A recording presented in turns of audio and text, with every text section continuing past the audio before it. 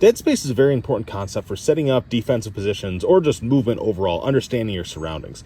Very fundamentally, it is the low ground in between high ground that you cannot easily observe. So for example, if you are setting up right here in kind of an overwatch position, you're going to be able to see pretty far out, and your field of fire is a pretty strong field of fire over here. But naturally, unless you're at the very top of the crest, you're probably going to have a tough time seeing right on the other side of it. And you're definitely not going to be able to see on the other side of this hill, right? An effective way to visualize it is if I shine a flashlight, you see all that dark space right there, and on the backside over here, all that shadow area, you cannot see from your current position. So if an enemy shows up over here, they're not going to be able to be identified until they crest that hill. Or if they figure out where you are and they decide to sneak up, they might be right on your throats before you can actually respond.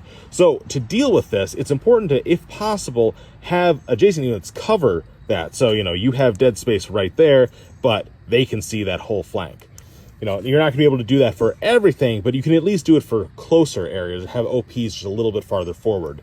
Another thing you can do is have weapon systems that can engage in dead space. Things like you can have hand grenades for really short distances, grenade launchers for the longer distances, and mortars for even farther distances, because those rounds naturally go up and over. They don't need they don't mind having obstacles in the way. So handy to think about. Make sure you're observing that, and if you have dead space, you take care of it.